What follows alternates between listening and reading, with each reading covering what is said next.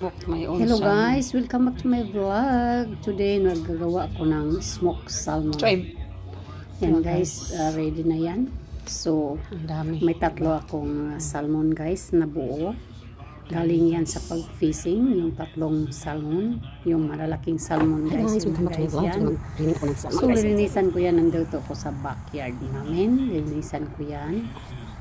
So, this is the first time mag-cut ako ng salmon at saka magdiwa na para pang smoke. Kasi ayaw kong dadalhin yan sa Pinas na buo.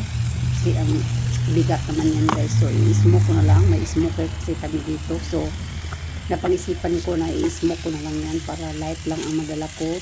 Someday pag mag-uwi ako sa Pinas. So, hindi pa masisira. Kasi pag buo ang dadalhin mo, kailangan talaga yan frozen at saka mabigat. So, yan na guys. Tapos na akong inalis ko yung mga ano yan dyan, slime. So, yan, kinakat ko yan. May ano ako, may boneless, pang boneless na knife. So, yan, first time ko yan nagkat ng salmon guys. Pero, tinitingnan ko lang kung paano ginawa dyan sa YouTube. So, tinitingnan ko lang. So, yan, ganyan lang pala, ganyan lang. So, hiwa-hiwain lang. Alam nyo guys, masarap talagang ulo ipaksiw guys. So, kaya, kinikip ko yung ulo guys. Yung tatlong ulo. Pero yung ibang bones, hindi tinatapon na yan. May ano pa siya, may itlog pa dyan guys. Ang sarap ng itlog. Pero hindi ko makakain yan lahat. Ako lang kasi kumakain dito. Ayaw nga ang asawa ko ilagay sa refrigerator, sa freezer. Gusto niya itapon na daw. So, ayaw kasi makain ko pa yan next year kasi pag winter wala. Uy, ganyan lang talaga guys ang paghiwa ko guys, di ba? Parang expert nga hindi naman.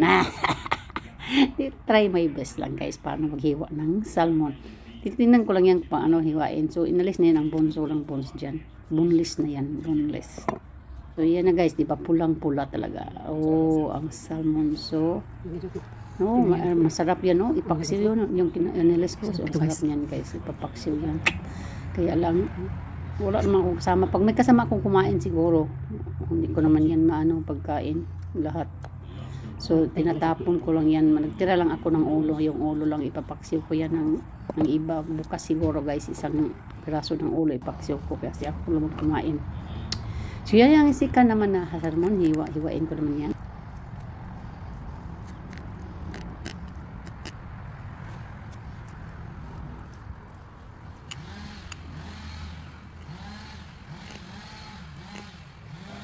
Masarap kaya guys maghiwa guys.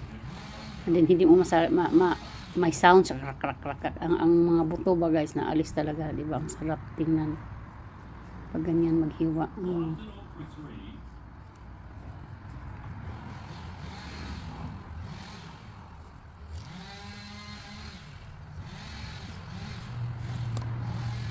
Maraming mga bird nakatingin sa akin dyan kasi alam niyo na love nila na yung smell ng fish at saka kumakain niya ng fish ang mga bird. So magpay nandyan sa sa tagiliran ko.